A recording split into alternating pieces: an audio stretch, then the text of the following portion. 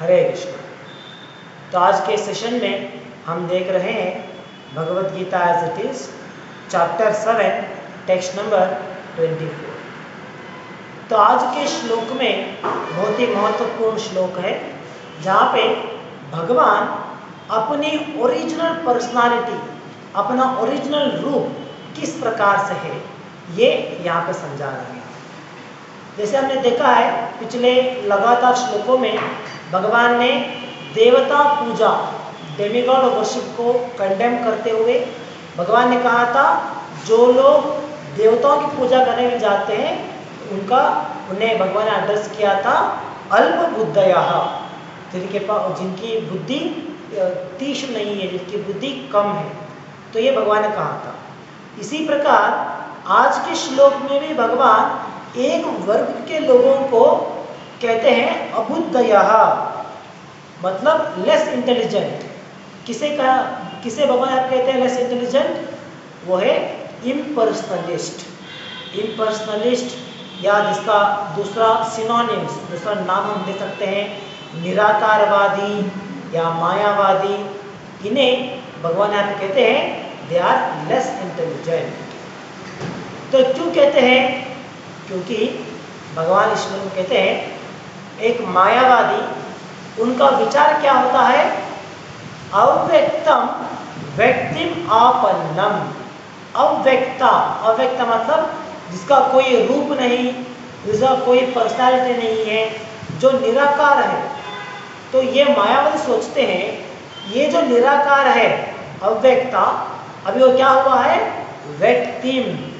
वही शक्ति जो निराकार था अभी वो एक रूप धारण किया है।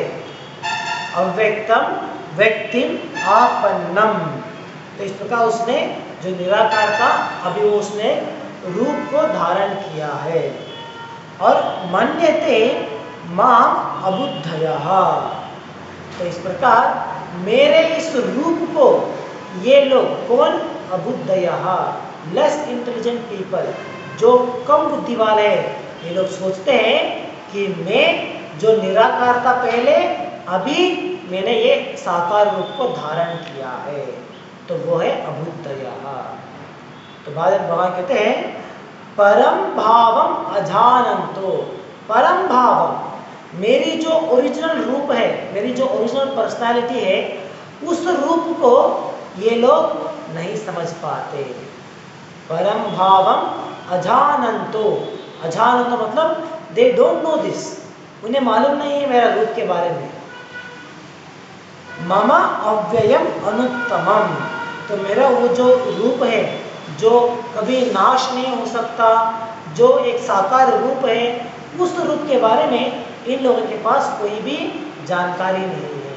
तो इसीलिए भगवान कहते हैं अबुद्धयः और लेस इंटेलिजेंट। तो ये श्लोक बहुत ही इंपॉर्टेंट है, क्योंकि बहुत लोग सोचते हैं या बहुत लोग प्रश्न उठाते हैं कि भगवान को कोई आकार नहीं है, भगवान को कोई रूप नहीं है, भगवान तो निराकार है। लेकिन गीता के श्लोक में भगवान इस विषय को ठुकराते हुए इस विषय को क्लियर करते हैं कि भगवान कृष्ण जो है वो किसी अवतार नहीं है, बल्कि वो स्वयं देवोत्तम परम पुरुष है। तो इस विषय को पुष्टि करते हुए आज का श्लोक हम कोट कर सकते हैं। तो जैसे हमने देखा पिछले श्लोकों में भगवान ने डेमिगॉड वर्शिप, देवता की पूजा करने वालों को लेस इंटेलिजेंट कहा था। इसी प्रकार आज के श्लोक में मायावादी या जो निराकारवादी है, उन लोगों को भगवान इसी प्रकार से कम बुद्धि वाले या लेस इंटेलिजेंट कहते हैं। क्यों कहते हैं? क्योंकि ये लोग समझ नहीं पा रहे हैं कि भगवान का मूल रूप क्या है। भगवान कृष्ण जब द्वापर युग में आते हैं तो उस समय ये लोग सोचते हैं अरे ये तो हमारे जैसे कोई कॉमन पर्सन है, या भगवान के जो निराकार रूप है उसका एक अवतार है। तो इस प्रकार से लोग समझते हैं, स्पेशली मायावादी। तो इसीलिए इस विषय को ठुकराते हुए भगवान कहते हैं कि ये लोग जो है दे आर लेस इंटेलिजेंट। तो भावार्थ प्रभुपाद इस विषय को एक्सप्लेन करते हुए यहाँ पे यमुनाचार्य जी, जो श्री वैष्णव संप्रदाय में आने वाले एक महान आचार्य हैं, तो उनके द्वारा दिए गए 2 श्लोक का उल्लेख यहाँ पे करते हैं। उस श्लोक में यमुनाचार्य जी कहते हैं जैसे व्यासदेवा या नारदा ये सभी महान भक्त हैं जो भगवान के इस मूल रूप को समझ सकते थे, जो समझ सकते थे कि भगवान का रूप एक साकार रूप है, भगवान कृष्ण जो है वो देवोत्तम परम पुरुष है। ये विषय ये लोग समझ सकते थे क्योंकि उनके पास शास्त्रों का ज्ञान था, भगवान के रूप के बारे में सही जानकारी उनके पास था। तो इसीलिए इन महान भक्तों ने भगवान के साकार रूप को जान लिया था और साथ ही साथ शास्त्रों के आधार के ऊपर भगवान के अलग अलग कार्य, अलग अलग गुण, अलग अलग रूप, इन सभी विचारों को सही प्रकार से इन्होंने समझ लिया था। लेकिन जो अभक्त है, जो भगवान की भक्ति मार्ग में नहीं है, भगवान के भक्ति छोड़ के दूसरे मार्ग में आते हैं, वो लोग भगवान की साकार रूप को समझने में सक्षम नहीं होते, वो भगवान की साकार रूप को समझने में असमर्थ होते हैं। तो ये विचार इस 2 श्लोकों में यमुनाचार्य जी कहते हैं और यहाँ पे कहते हैं कि ये जो अभक्त है, जो डिवोटीज नहीं है, अगर वो अपने मन के द्वारा कितना भी प्रयास क्यों ना कर ले, फिर भी भगवान के साकार रूप को समझने में वो असमर्थ ही रहेंगे। तो ये विचार यमुनाचार्य अपने इन 2 श्लोकों में उल्लेख करते हैं। इसी विषय को ब्रह्म संहिता में दिए गए श्लोक में भी हम देख सकते हैं, जहाँ पे कहते हैं भगवान की साकार रूप को समझना हमारी बुद्धि या हमारी इंटेलिजेंस इसके आधार के ऊपर पॉसिबल नहीं होता है। अगर कोई सोचेगा कि मैं बहुत बुद्धिमान हूँ, मैं अपनी बुद्धि का इस्तेमाल करते हुए शास्त्रों को, अलग अलग शास्त्रों को पढ़ूंगा, शास्त्रों को समझूंगा, उसके द्वारा मैं भगवान का रूप क्या है ये समझने का प्रयास करूंगा, तो ये पॉसिबल नहीं होगा। क्योंकि भगवान की जो रूप है, साकार रूप, इसे समझने के लिए हमें हमारी बुद्धि या मन के अलावा भक्ति का सहायता लेना पड़ता है। जैसे हमारी बुद्धि का इस्तेमाल करते हुए अगर हम ज्ञान योग का पालन करेंगे तो उसके द्वारा हम इस चीज़ को समझने में असमर्थ रहेंगे। अगर हमें भगवान की सही रूप को समझना है तो वो पॉसिबल होगा सिर्फ और सिर्फ भक्ति मार्ग के द्वारा, बाय डिवोशनल प्रोसेस। उसके अलावा हम अगर हमारी बुद्धि का इस्तेमाल करेंगे, उसके द्वारा हम शास्त्रों का अध्ययन करेंगे, वेदों को पढ़ेंगे, उसके द्वारा अगर हम समझने का प्रयास करेंगे, देन विल बी कंफ्यूज्ड। क्योंकि शास्त्रों के अलग अलग भागों में ऐसे बहुत सारे उल्लेख है जहाँ पे भगवान की निराकार रूप उसके बारे में चर्चा किया गया है, भगवान की जो निर्गुण रूप है उसके बारे में विवरण दिया गया है। ऐसे बहुत सारे भाग हैं शास्त्रों में, लेकिन इन सभी शास्त्रों को सही प्रकार से अगर हम नहीं समझेंगे तो भगवान के साकार रूप के बारे में जानकारी हमें नहीं मिल सकता। इसीलिए भागवत के दूसरे भाग में प्रभुपाद समझाते हैं कि सिर्फ शास्त्र अध्ययन के द्वारा हम भगवान की साकार रूप को समझने में असमर्थ रहेंगे। तो इसीलिए अगर हमें भगवान के साकार रूप को समझना है तो उसके लिए हमें भक्ति योग का पालन करना होता है। तो जैसे ईशोपनिषद में या कुछ उपनिषदों में हम देख सकते हैं, ये जो मायावादी होते हैं, निराकारवादी, उन्हें वहाँ पे बहुत ही कठिन तरीके से टुकराते हुए उनकी भी जो विचारधारा है उसे बहुत ही कठिन रूप में, बहुत ही तीक्ष्ण रूप में उन्हें क्रिटिसाइज किया जाता है। और वहाँ पे कहते हैं कि ये जो निराकार रूप होते हैं, निराकारवादी होते हैं, उन्हें असुर वर्ग में माना जाता है। क्यों?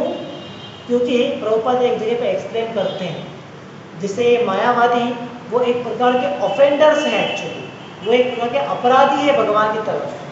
क्यों? क्योंकि ये लोग सोचते हैं, ये लोग कहते हैं कि जैसे भगवान को कोई रूप नहीं है, भगवान को कोई आकार नहीं है, तो ये एक्चुअली क्या होता है, ये एक प्रकार का अपराध होता है। जैसे मान लीजिए एक व्यक्ति है, उस व्यक्ति के बारे में हमें जानकारी है, उसके बारे में हमें समझ है, अगर हम उस व्यक्ति के बारे में दूसरे लोगों को समझाते हुए अगर हम कहें, जैसे मान लीजिए मैं मेरा एक पर्सनालिटी, मेरा एक रूप है, सही तरीके से 2 हाथ है, 2 पाँव है, सब कुछ ठीक ठाक है।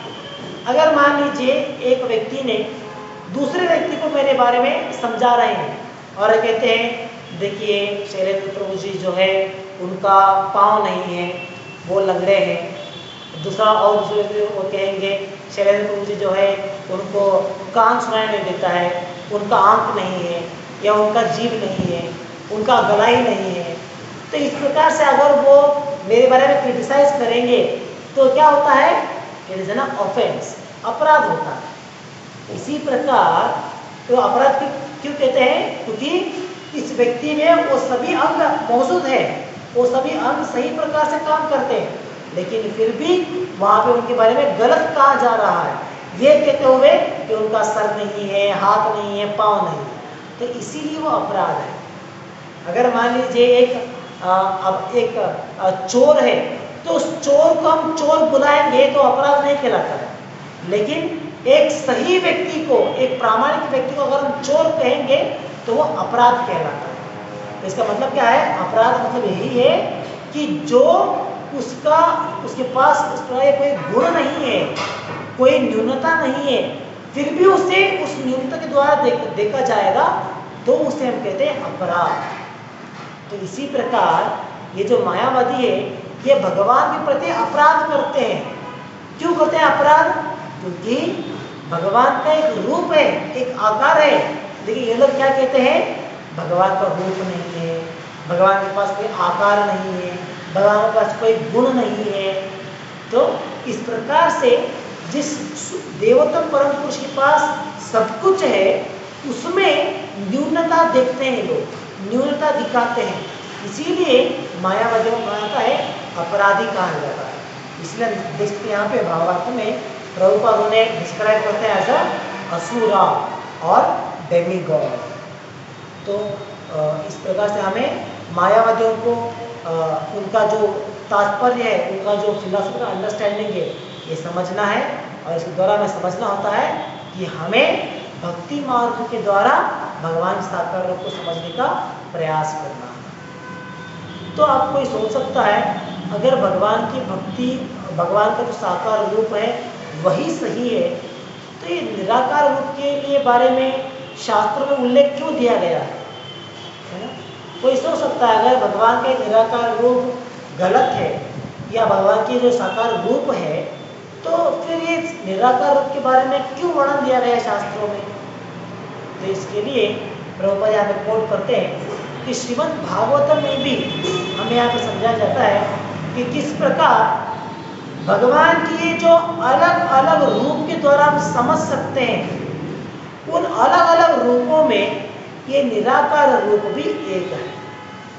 जैसे भगवान के एक तरह रूप है, जिससे रामा, नरसिम्हा या वामना, अलग अलग रूप है भगवान के। इसी प्रकार भगवान की एक रूप भी है जिसे हम कहते हैं निराकार, इसका कोई रूप नहीं होता, इसे जस्ट लाइक है ना एफर्टलेस। तो ये भी भगवान को समझने का एक तरीका है, लेकिन ये भगवान को समझने का 100% या जो देवोत्तम परम पुरुष है उनका एक अंश उतना ही है। It is not complete understanding, it is partial understanding, ये हमें समझना होता है। तो इसीलिए भागवतम में कहते हैं कि जैसे कोई एक निराकारवादी है जो भगवान के रूप को नहीं समझ पाते, तो उनके लिए स्टेज बाय स्टेज, जैसे अगर वो प्रारंभ में भगवान के रूप को समझ नहीं पाते या भगवान के रूप को अप्रिशिएट नहीं करते हैं, तो वो एक स्टेज होता है जहाँ पे उन्हें उस स्टेज से गुजरते हुए उन्हें आगे बढ़ना होता है, और निराकारवादी से आगे बढ़ते हुए वो भगवान की एक परमात्मा रूप को समझने का प्रयास कर सकते हैं। तो निराकारवादी जो है वो एक फर्स्ट स्टेज है, उससे आगे गुजर के सेकेंड स्टेज में आता है, वो है लोकलाइज्ड एस्पेक्ट, मतलब भगवान हर एक जीव के अंदर परमात्मा के रूप में है, ये समझना सेकेंड स्टेज में आता है। फर्स्ट स्टेज को क्रॉस करने के बाद, तो उसके बाद सेकेंड स्टेज को क्रॉस करने के बाद लास्ट स्टेज में हम समझ सकते हैं कि भगवान एक साकार रूप है, ही हैज़ अ पर्सनालिटी, उनका एक रूप भी है। ये हम आखिरी स्टेज में समझ सकते हैं। और जब एक व्यक्ति इस स्टेज में पहुंच जाते हैं तो इस तीसरे स्टेज में पहुंचने के बाद उनके पास फर्स्ट स्टेज निराकार रूपा और सेकेंड स्टेज जो परमात्मा रूपा, इन दोनों के बारे में नॉलेज उनके पास होता है। तो इसीलिए कहते हैं कि जो देवोत्तम परम पुरुष के साकार रूप को समझते हैं, ही हैज कंप्लीट अंडरस्टैंडिंग, उनके पास संपूर्ण ज्ञान है। इसे मान लीजिए, अगर एक एग्जाम्पल देंगे, अगर एक सिंबल के द्वारा हम समझने का प्रयास करेंगे इस विषय को, तो परम सत्य जो देवोत्तम परम पुरुष है, जिसका ज्ञान 100% अगर हम लेंगे, तो उसमें जो निराकारवादी होते हैं वो भगवान के बारे में सिर्फ 30% समझ रहे हैं। भगवान जो 100% है उनमें सिर्फ 30% ज्ञान ये लोग समझ रहे हैं। कौन? निराकारवादी। तो उनके पास संपूर्ण ज्ञान नहीं है, सिर्फ 30% ज्ञान है। और जो सेकेंड स्टेज में आते हैं, जो परमात्मा को पूजा करते हैं, परमात्मा को एक्सेप्ट करते हैं, तो उनके पास परम सत्य के बारे में टोटल 50% नॉलेज उनके पास है। तो 50% उनके पास है। तो 50% है मतलब क्या है? जो पहला स्टेज में उनका भी उनके पास इंक्लूडेड है, लेकिन फिर भी उनका कंप्लीट नॉलेज नहीं है।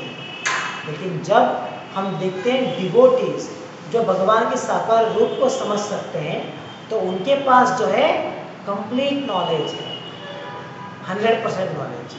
तो इस प्रकार जो भगवान के साकार रूप को समझ पाते हैं, उनके पास ये निराकार रूपा या परमात्मा रूपा, इन दोनों का ज्ञान मौजूद होता है। तो इसीलिए उन्हें परफेक्ट कहा जाता है, उनका ज्ञान परफेक्ट कहा जाता है। तो भागवत में हमें समझाया जाता है कि इस प्रकार अगर कोई व्यक्ति प्रारंभ में मायावादी है या मायावादी का अंडरस्टैंडिंग तत्व वो समझता है, तो उन्हें ग्रेजुअली अपने आप को एलिवेट करना पड़ता है, निराकारवादी से लेके परमात्मावादी और उसके बाद में लेके भगवान अंडरस्टैंडिंग। इस प्रकार अपने आप को ऊपर उठाना होता है।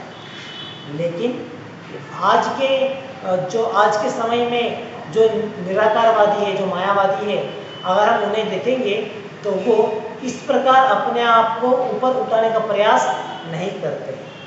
तो वो अपनी जो अंडरस्टैंडिंग है उसी में अटक के बैठ गए।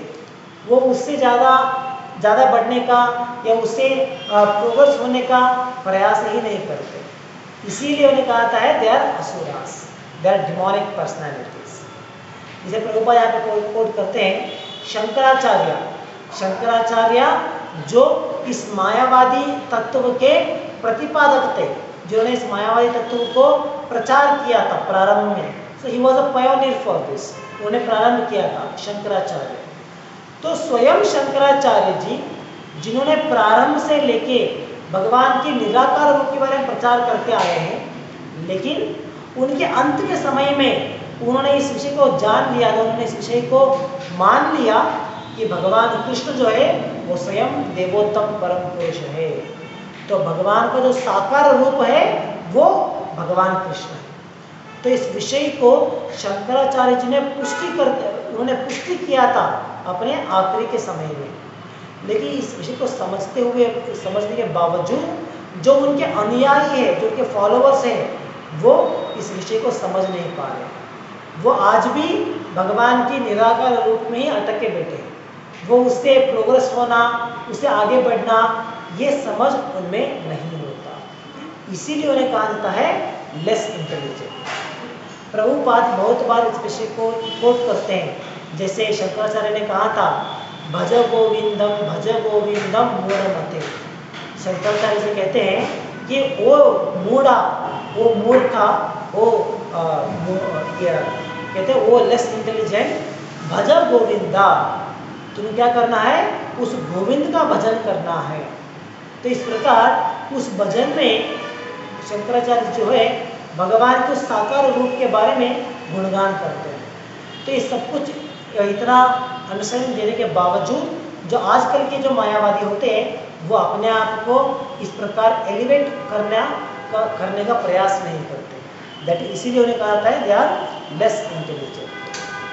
तो अगर हमें आगे भगवान के आगे प्रभुपाद समझाते हैं, अगर हमें भगवान की साकार रूप को समझना है, इस परम सत्य के इस रूप को, कृष्ण के रूप को समझना है, तो पॉसिबल होगा just by following devotional service. भक्ति मार्ग के अलावा अगर कोई ज्ञान मार्ग या हठ योगा इस प्रकार से अलग अलग मार्ग के द्वारा प्रयास करेगा तो भगवान के साकार रूप को समझने में वो असमर्थ रहेंगे। It's possible only by following devotional service, भक्ति योगा। और ये भक्ति योगा प्रारंभ कैसे होता है? Bhakti yoga begins with chanting of Hare Krishna mahamantra. तो हरे कृष्ण महामंत्र का जप करना, वहां से प्रारंभ होता है हमारी भक्ति, हमारी डिवोशनल सर्विस। तो ये प्रारंभ है। तो इसीलिए प्रभुपाद जी यहाँ पे कहते हैं कि जब तक हम भक्तियों का पालन नहीं करेंगे तो भगवान की साकार रूप को समझने में हम असमर्थ रहेंगे। तो अगर हमें भक्तियों का पालन करना है तो हमें हरे कृष्ण महामंत्र का जप करने से प्रारंभ करना होगा। This is the first stage in devotional service. तो जब हम भगवान का नाम जप करते हैं, हरे कृष्ण महामंत्र का जप करते हैं नियमित रूप से, तो वो प्रारंभ है। उससे आगे बढ़ते हुए जैसे जैसे हम आगे बढ़ेंगे भक्ति में, वैसे वैसे हमारी जो अंडरस्टैंडिंग है भगवान के प्रति वो फाइन होता जाएगा। हमारी जो भक्ति मार्ग में जो हमारी प्रोग्रेस है वो आगे बढ़ता जाएगा। तो ये सब कुछ पॉसिबल होता है by chanting the holy name of the lord, भगवान का नाम संकीर्तन करने से। तो इसके अलावा और कोई भी मार्ग नहीं है।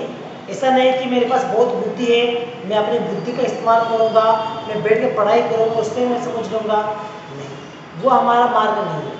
It is not recommended for mass of people. कोई एक व्यक्ति, कहीं पे लाखों में एक व्यक्ति इस प्रकार से समझने में आ सकता है, वो पॉसिबल है। लेकिन पीपल इन जनरल, सभी लोग जनरली इस मार्ग को नहीं ले सकते। तो जनरल लोगों के लिए मार्ग क्या है? वो है भक्ति योगा बाय चांटिंग हरे कृष्ण मंत्र। तो यही हमें इस मार्ग का पालन करना है और इसके द्वारा भगवान के साकार रूप को समझने का प्रयास करना है। तो आज के श्लोक में जैसे भगवान इतना क्लियर से कह रहे हैं कि मेरे जो रूप है, जो साकार रूप है, उस रूप को समझ नहीं पा रहे, तो इतना क्लियर से भगवान कहते हैं कि उनकी साकार रूप है, उस साकार रूप को समझना है। Then it is possible for us just by following bhakti yoga. तो ये पॉसिबल होता है। तो भावार्थ के आखिरी में प्रभुपाद यहाँ पे एक लॉजिक के द्वारा हमें समझाने का प्रयास करते हैं कि भगवान की जो रूप है वो निराकार नहीं है बल्कि साकार रूप है। तो प्रभुपाद यहाँ पे कोट करते हैं, जैसे पिछले श्लोकों में भगवान स्वयं कहा है कि जो व्यक्ति देवताओं की आराधना करेगा वो देवताओं के ग्रह पे जाएगा और जो भगवान कृष्ण की आराधना करेगा वो भगवान के धाम को जाएगा, भगवान के प्लैनेट को जाएगा। तो जब इतना क्लियर से कहा गया है कि भगवान की पूजा करने के द्वारा भगवान के धाम को हम जा सकते हैं, तो वहाँ पे हम कैसे समझ सकते हैं कि भगवान निराकार है? क्योंकि अगर भगवान निराकार होते तो क्या भगवान के लिए एक धाम की आवश्यकता होता? नहीं, भगवान साकार रूप है, इसीलिए उनके पास एक धाम है, एक प्लैनेट है जिसे जहाँ पे हमें जाना होता है उनकी आराधना करने के द्वारा। जैसे देवता एक पर्सनालिटी है, देवता मतलब एक रूप है, एक शरीर है उनके पास, इसीलिए देवता की आराधना करने के द्वारा हम देवताओं के ग्रह पे जा सकते हैं। इसी प्रकार भगवान की कृष्ण की आराधना करने के द्वारा भगवान कृष्ण के ग्रह पे हम जा सकते हैं, क्योंकि भगवान कृष्ण का भी एक रूप है, भगवान कृष्ण का भी एक आकार है, उनका भी कुछ गुण है, इसीलिए उनके आराधना करने से उनके ग्रह पे हम जा सकते हैं। तो ये लॉजिकली हम समझ सकते हैं। अगर भगवान निराकार होते तो भगवान ये नहीं कहते थे कि मेरी आराधना करने से मेरे ग्रह को आओगे, नहीं, भगवान कहते थे कि मेरी आराधना करने से मेरे में आप एक हो जाओगे, मेरे में आप लीन हो जाओगे, मर्ज हो जाओगे, ये कहना था भगवान को, अगर भगवान निराकार है। लेकिन भगवान ये नहीं कहते, भगवान कहते हैं कि हम उनके ग्रह पे जाएंगे। तो उनके ग्रह पे जाने का मतलब क्या है? He has a personality. तो इस प्रकार अगर हम किसी भी शास्त्र का समझ नहीं, सिर्फ कॉमन अंडरस्टैंडिंग, कॉमन सोच के द्वारा भी भगवान के साकार रूप के बारे में हम अंडरस्टैंडिंग ले सकते हैं। तो भागवत के आखिरी भाग में प्रभुपाद इस विषय को समझाते हैं, और आखिरी में प्रभुपाद यहाँ पे कहते हैं, आखिरी भागवत के आखिरी हम देख सकते हैं, Therefore, the monistic contention that ultimate truth is formless and that form is imposed due to does not hold true. तो आखिरी में प्रभुपाद यहाँ पे जो है कंक्लूड कर रहे हैं। प्रभुपाद क्या कहते हैं? तो इन सभी विषयों को समझते हुए हमें समझना होगा कि भगवान की जो आकार है, रूप है, ये हम लोग कोई इम्पोज नहीं कर रहे हैं। ऐसा नहीं है कि भगवान निराकार थे पहले, अभी उन्होंने एक आकार को धारण किया है और हम लोग इस आकार को मान रहे हैं या इस आकार को सभी लोगों के लिए प्रचार कर रहे हैं। नहीं, भगवान इस श्लोक में क्लियर से कह रहे हैं कि मैं किसी भी रूप से, निराकार रूप से साकार रूप में नहीं आया हूँ। ये लोग मेरी उस रूप को समझ नहीं पा रहे हैं। इतना क्लियर से भगवान कहते हैं। इसी प्रकार आगे आने वाले एक अध्याय में हम देखेंगे, जैसे 9th चैप्टर टेक्स्ट नंबर 11, हमें भगवान इतना क्लियर से कहते हैं, अवजानन्ति माम मूढ़ा मानुषिम तनुमाश्रितः। भगवान इतना क्लियर से कहते हैं वहां पे कि ये लोग मूढ़ा है। मूढ़ा मतलब क्या है? They are less intelligent, they are fools. क्यों उन्हें फूल कहा जाता है? क्योंकि वो कहते हैं मानुषिम तनुम आश्रितः। ये लोग सोच रहे हैं कि मैंने मनुष्य का रूप धारण किया है, लेकिन ये उनकी मूर्खता है। क्यों? क्योंकि मैंने मनुष्य का रूप धारण नहीं किया है। मेरा जो रूप है ये ओरिजिनल रूप है। ये लोगों ने मेरा रूप धारण किया है। तो इस प्रकार से भगवान आगे आने वाले अध्यायों में हमें समझाते हैं कि भगवान का रूप जो है वो साकार रूप है। Its original personality.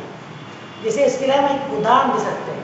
अगर मान लीजिए जब हम टेलर के पास जाते हैं हमारे लिए शर्ट सिलाने के लिए, तो हम क्या करते हैं? जैसी मेरे शरीर का आकार है उसके अनुसार हमारा शर्ट बनाया जाता है। जैसे मान लीजिए मेरे पास 2 हाथ हैं, तो हमारे शर्ट के लिए भी 2 हाथ रखते हैं। मेरे पास एक गला है, तो शर्ट के लिए भी एक कॉलर रखते हैं, एक नेक रखते हैं। तो इस प्रकार हमारे रूप के अनुसार शर्ट का रूप बनाया जाता है ना? ऐसा नहीं है कि जैसी शर्ट का रूप है उसके अनुसार मेरा बॉडी बनाया जा रहा है, नहीं। तो इसी प्रकार भगवान कहते हैं अवजानन्ति माम मूढ़ा। ये लोग इतने बुद्धू है, ये लोग सोच रहे हैं कि मैंने मनुष्य का शरीर धारण किया, लेकिन ये गलत है। सही क्या है? मेरा रूप है ओरिजिनली 2 हाथ का, और ये लोगों ने मेरा रूप धारण किया है। तो इसीलिए ये भगवान कहते हैं दे आर फूल्स। तो इसी प्रकार आज के श्लोक में भगवान क्लियर से कह रहे हैं कि भगवान की जो वो नेचर है, भगवान जो साकार रूप है, उस रूप को ये लोग समझ नहीं पा रहे हैं। That is why they are called as अबुद्धयः, लेस इंटेलिजेंट पर्सन। तो इसलिए हमें समझना है कि ये जो निराकार आकार रूप है भगवान का साकार रूप, ये हम लोग कोई इम्पोज नहीं कर रहे, बल्कि भगवान के परम रूप इसी प्रकार से। इसके अलावा और एक उल्लेख भी दे सकते हैं, जैसे भागवतम की पहली स्कंद में जहाँ पे वेदव्यास जी भगवान कृष्ण के अलग अलग अवतारों के बारे में वर्णन करते हैं, जहाँ पे सभी अवतारों के बारे में, मेजर अवतारों के बारे में वर्णन किया गया है। उन सभी अवतारों के बारे में वर्णन करते हुए वहाँ पे वो कहते हैं दे आर ऑल स्वांशा विस्तरणा। तो ये सभी भगवान के ही अवतार है, वो कहते हैं। लेकिन जब भगवान कृष्ण का उल्लेख करते हैं वो, तो भगवान कृष्ण को नहीं कहते कि ये स्वांश विस्तरणा है, नहीं। भगवान कृष्ण को उल्लेख करते हुए कहते हैं he is supreme personality of godhead. ये वो किसी का अवतार नहीं है भगवान कृष्ण, बल्कि वो स्वयं देवोत्तम परम पुरुष है और बाकी के सभी इनके अवतार है। तो इतने क्लियर से हमें समझाया जाता है कि भगवान कृष्ण जो है वो किसी के अवतार नहीं है, बल्कि वो स्वयं देवोत्तम परम पुरुष है और उनके सभी अवतार हैं। और ये जो भगवान का निराकार रूप है ये भी सही है, लेकिन ये भगवान कृष्ण का ही एक रूप है और इसे समझना संपूर्ण ज्ञान नहीं है। भगवान कृष्ण को समझना संपूर्ण माना जाता है। तो भागवत के आखिरी में प्रभुपाद इस विषय को यहाँ पे कंफर्म करते हैं और साथ ही साथ प्रभुपाद यहाँ पे कहते हैं कि गीता के श्लोक के द्वारा और आगे आने वाले श्लोकों के द्वारा भी भगवान की निराकार रूप के बारे में कहीं उल्लेख नहीं है। वो हम समझ सकते हैं कि भगवान का रूप साकार है। इसके लिए आज का श्लोक और भगवद गीता में दिए गए अन्य श्लोकों का उल्लेख भी हम देख सकते हैं। तो प्रभुपाद कहते हैं, from the Gita we can clearly understand that the forms of the demigods and the form of the Supreme Lord are simultaneously existing and that the Lord Krishna is Satchit Ananda Vigraha। तो ये दोनों निराकार नहीं है, दोनों भी आकार है और भगवान का आकार किस प्रकार से है? He is Satchit Ananda Vigraha, completely full of bliss, full of happiness और फुल ऑफ एटर्नैलिटी। तो इस प्रकार भगवान का आकार है। तो ये यहाँ पे प्रभुपाद समझाते हैं। तो आगे प्रभुपाद कहते हैं, in the Gita lord says that although he is unborn अजा he still appears. These are the facts that we should understand from the Gita. We can not understand how the supreme person of God can be impersonal. The imposition theory of the impersonalist monist is false as far as the statements of the Gitas are concerned। तो जैसे हमने कहा, शास्त्रों के कुछ भाग में भगवान के निराकार रूप के बारे में वर्णन है, लेकिन भगवान की वो रूप जो है वो कंप्लीट अंडरस्टैंडिंग नहीं है। इसीलिए भगवद गीता जो भगवान स्वयं अर्जुन को सुना रहे हैं, जो सभी वेदांता सभी शास्त्रों का गुण कहते हैं कि सभी शास्त्रों का ये समरी कहा जाता है। तो इस गीता में भगवान के साकार रूप के बारे में ही चर्चा किया गया है।